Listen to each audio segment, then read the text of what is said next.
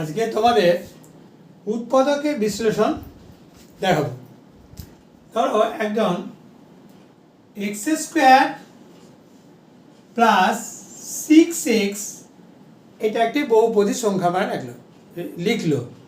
এটাকে উৎপাদকের বিশ্লেষণ করলে কি হবে? x plus 6। আর একজন লিখলো এক্স স্কোয়ার প্লাস 4, এটাকে উৎপাদকের বিশ্লেষণ করলে কি হবে? X square minus 4 minus 1x plus 4, অর্থাৎ x square minus 4x plus x। এটাকে দিয়ে এইভাবে উৎপাদক করা যাবে না। তাহলে আমি কি লিখবো? এক্স স্কোয়ার মাইনাস 3x, এটাকে আমি প্লাস 2 করব। তাহলে x square minus 2 plus 1x plus 2 সমান x square minus 2x minus x plus 2 সমান x minus 2 minus 1 x minus 2 সমান x মাইনাস 2 x মাইনাস 1। তাহলে এটাকে কি বলে? এটাকে বলে যে বহুপদী সংখ্যামালা, কিন্তু এটা দ্বিঘাত বহুপদী সংখ্যামালা। কারণ x এর সর্বোচ্চ পাওয়ার বা ঘাত 2। কিন্তু যদি কেউ এইভাবে উৎপাদকে বিশ্লেষণ করে, তাহলে একজন লিখলো যে x cube minus 19x plus 30। তাহলে আমরা এটাকে কি করব? এর এক্স এর সর্বোচ্চ ঘাত হলো 3। আমরা এটা লিখবো যে মনে করি fx সমান x cube minus 19x plus 30। তাহলে আমরা এখানে এক্স এর যে কোনো 1 বা 2 বা 3 যে কোনো মান বসে আমরা দেখব যে এখানে এর মানটা শূন্য হচ্ছে কিনা। যদি শূন্য হয় তাহলে এটাকে উৎপাদকে বিশ্লেষণ করা যাবে, এবং এই পদ্ধতিটাকে বলা হয় শূন্য পদ্ধতি বা ভ্যানিসিং মেথড বা ট্রায়াল মেথড। তা আমি প্রথমে এটাকে f1 সমান 1 কিউব মাইনাস 19 ইন্টু 1 প্লাস 30, তাহলে 1 মাইনাস 19 প্লাস 30, তাহলে এটা কিন্তু 0 হচ্ছে না। তাহলে f1 দ্বারা কিন্তু এটা হলো না। যদি আমি এটাকে মাইনাস 1 করি, তাহলে এটাকে মাইনাস 1 করলাম, মাইনাস 1, এটা আমি মাইনাস 1 করলাম, তাহলে কি হলো? এটা মাইনাস 1 প্লাস 19 প্লাস 30, তাহলেও কিন্তু এটা 0 হচ্ছে না। তাহলে x এর মান 1 বা মাইনাস 1 দিয়ে এটা কিন্তু 0 হচ্ছে না। তাহলে কি করতে হবে? আমাকে x এর মান 2 নিতে হবে। f2 নিলাম, f2 is equal to 2 cube minus 19 into 2 plus 30, তাহলে 8 মাইনাস 38 প্লাস 30, তাহলে 38 মাইনাস 38 সমান 0। তাহলে x এর মান 2 দিলে আমি কিন্তু fx এর একটা উৎপাদক পাচ্ছি। তাহলে কি হবে? x মাইনাস 2 fx এর একটি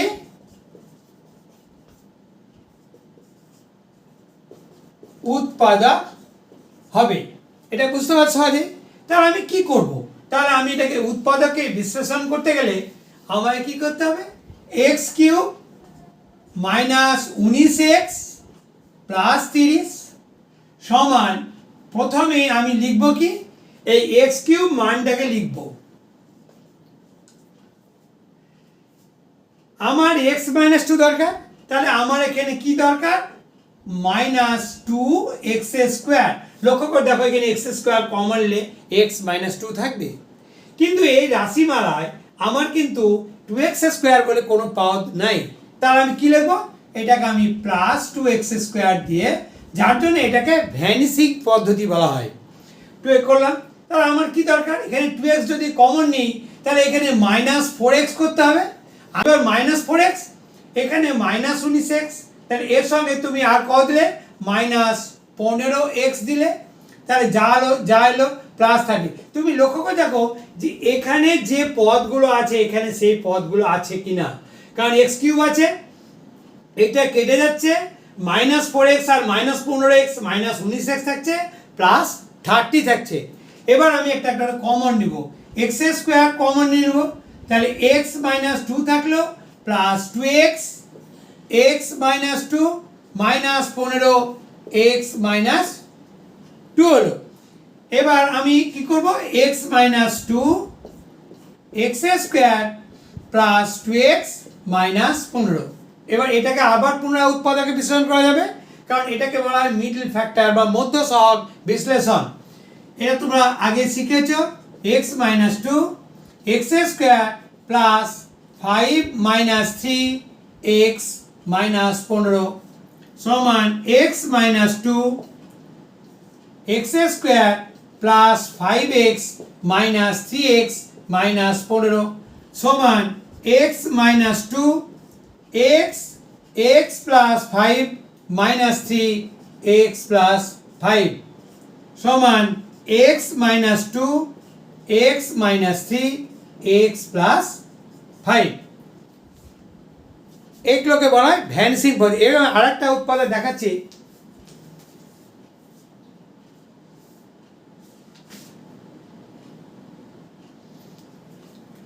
ধরো x cube plus two x plus 3।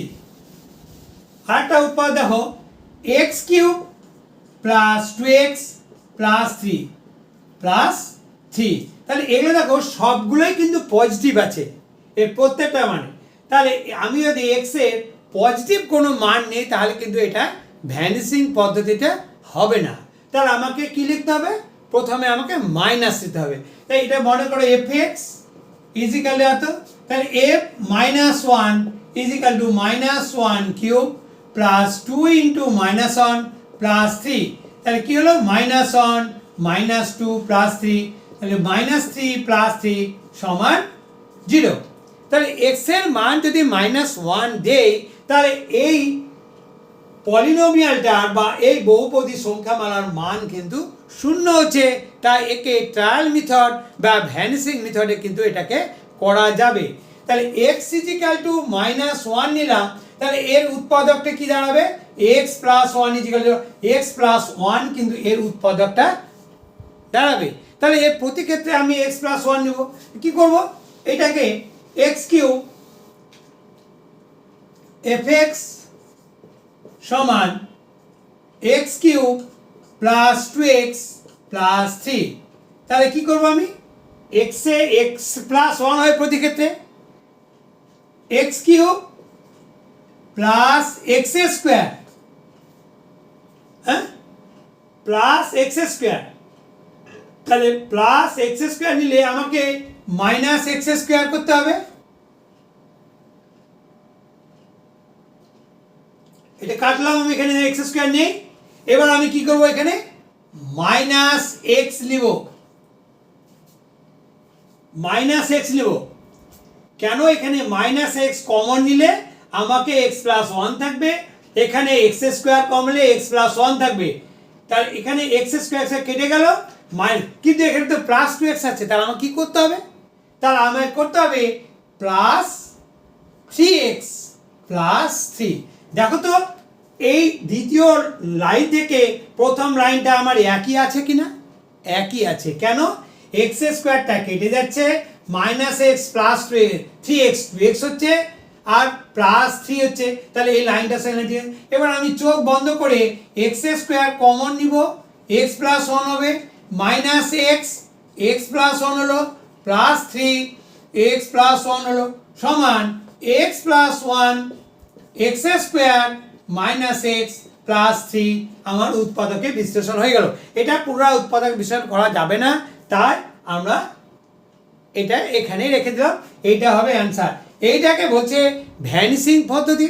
তোমাদেরকে আজকে আমি দুটো অঙ্ক দিলাম, পরবর্তীকালে আমি পরবর্তী উৎপাদকে যেসব অঙ্কগুলো আপলোড করব তোমরা একটা করে সাবস্ক্রাইব করবে এবং আমাকে আনন্দ দেবে, চেষ্টা করবে যে যাতে আমি আরও বেশি বেশি করে ভিডিও আপলোড করতে পারি।